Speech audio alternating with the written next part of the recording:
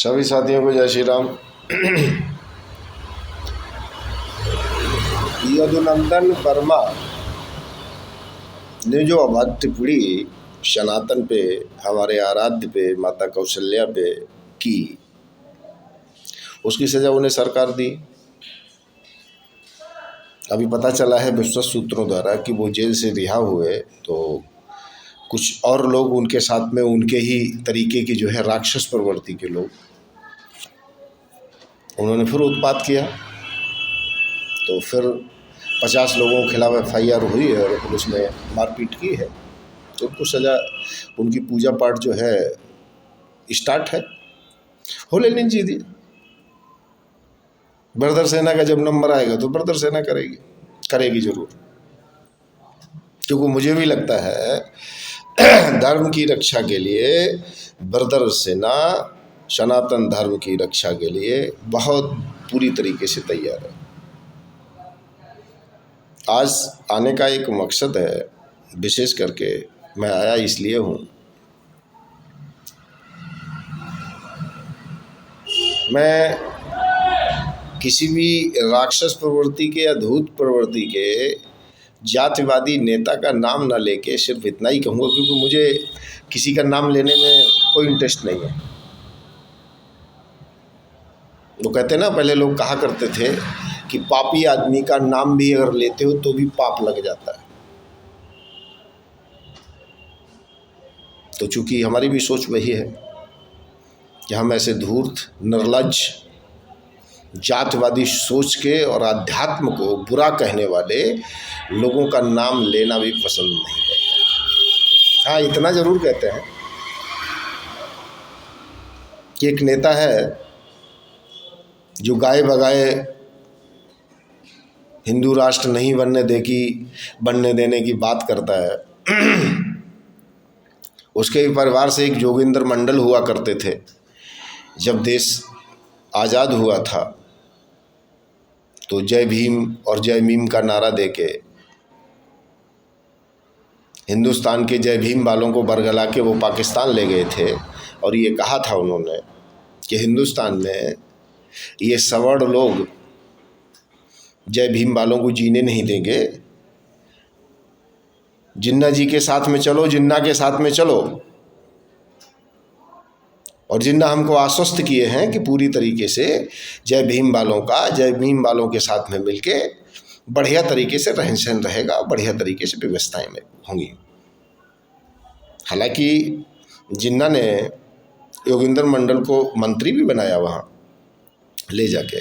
क्या हुआ सारा देश जानता है, और जितना भी दलित समुदाय से संबंधित लोग हैं सारे के सारे जानते हैं क्या हुआ। आज भी जो दलित पाकिस्तान में रहते हैं ना, उनके नाई बाल नहीं काटता है, वो पानी नहीं पी सकते हैं जिहादियों के यहाँ से, हैंडपंप से पानी नहीं ले सकते हैं, कुएं से नहीं ले सकते हैं, वो छू नहीं सकते हैं, उनको निकल नहीं सकते, उनकी परछाई नहीं पड़नी चाहिए उन जिहादियों पे। जो हिंदुस्तान के नेता जय भीम जय मीम की बात कर रहे हैं ना, वो पाकिस्तान चले जाए ना, अपने उन दलित भाइयों को बचा लें जाके, जो हिंदुस्तान में जातिवादी वैषम्यता, ईर्षा जो फैला रखी ना। और एक चीज़ मैं ज़रूर कहूँगा सभी जातियों के साथियों से, लोगों से, भाइयों से, बहनों से, कभी एकाग्र होकर चिंतन करो। ये धूर्त, नालायक, राक्षसी प्रवृत्ति के नेता हम लोगों को जातिवाद में लड़ा रहे हैं, और जब हमारी लड़ाई आपसे होती है तो उसका खामियाजा आप भुगतते हैं या हम भुगतेंगे। ये नेता कहीं नज़र नहीं आते हैं। एकाग्रचित होकर सोचो। हिंदुस्तान को मुस्लिम राष्ट्र बनाने की बहुत बड़ी साजिश चल रही है, जो ऐसे धूर्त राक्षसी प्रवृत्ति के नेताओं ने उठा रखा है, बीड़ा उठा रखा है हिंदुस्तान को तहस नहस करने का। मैं नाम नहीं लूँगा किसी नेता का, चाहे वो ऊंची और नीची जातियों को लड़ाने की बात हो। अभी देखो ना, सरकार बनी हिंदुत्व पे, सवर्णों ने खून पसीने की अपनी गाड़ी कमाई, सरकार को दान कर दी। ये हिंदुस्तान का छत्री है जिसने लगभग 650 रियासतें दान कर दी हिंदुस्तान को बनाने के लिए। और आज उन सवर्णों की स्थिति जानते हो क्या है इस देश में? मजदूरी करने वाला भी सवर्ण इन नालायक धूर्त नेताओं की नज़र में दबंग है, पैसे वाला है, अमीर है।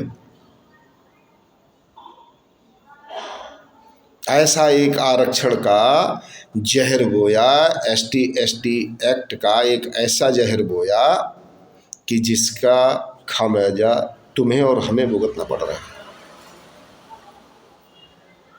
ये जो बैठे हैं ना, जो चर्चाएं कर कर के जो कहते हैं ना केसियों के साथ में इतना बुरा हुआ, नज़र उठा के देखो, जो दलितों के मसीहा जिन्हें बाबा भीमराव अंबेडकर कहते हैं ना, बाबा साहेब कहते हैं जिनको, उन बाबा साहेब की जितनी भी शिक्षा हुई है सारी सवर्णों ने करवाई। और देखिए उससे बड़ा प्रयोग देखिए, अंबेडकर नाम भी सवर्णों ने दिया। रमाबाई अंबेडकर भी सवर्ण थीं। अंबेडकर की जो बहनों की शादियां हुई वो भी सवर्णों में हुई। और भीमराव अंबेडकर ने कहीं भी ये नहीं लिखा है इस तरीके की जाति वैषम्यता फैलाओ, जाति ईर्षा फैलाओ, आराध्य को गाली दो। भीमराव अंबेडकर भी राम के भक्त थे, उनके आराध्य राम थे।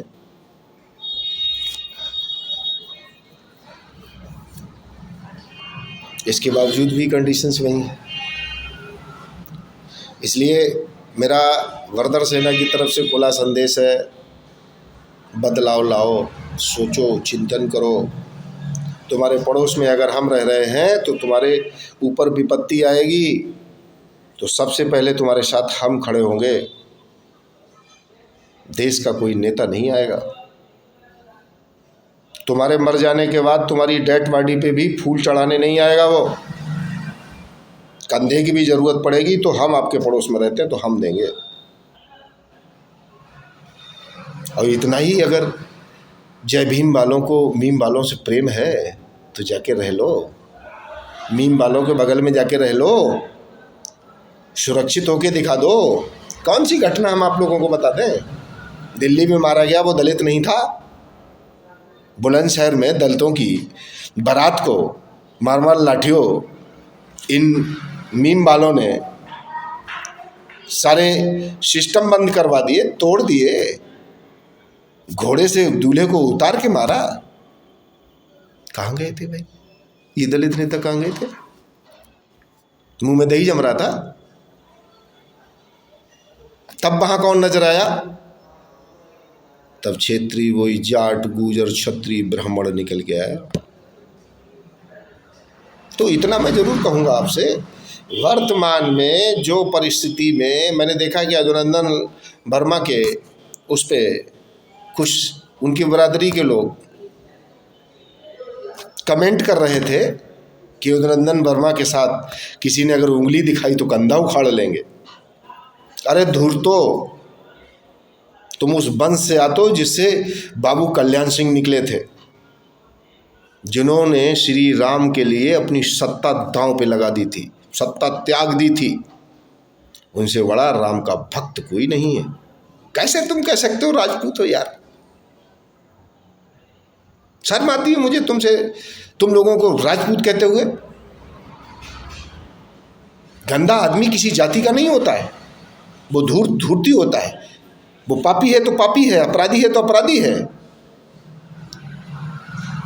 चिंतन करो कहाँ खड़े हो।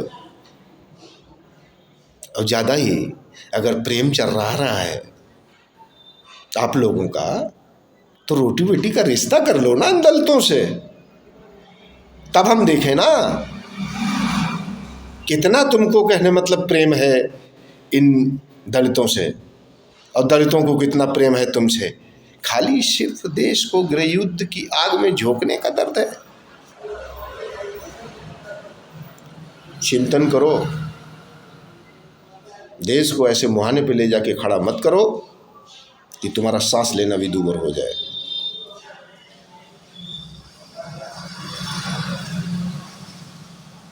साथ दो, देश को बनाने की बात करो, दिशा और दशा बदलने की बात करो, दुर्दशा करने की बात मत करो। तो जिस दिन जाग गया ना सनातनी, तो तुमको मीम वाले नहीं बचा पाएंगे।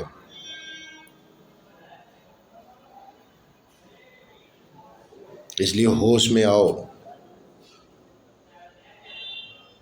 जय श्री राम।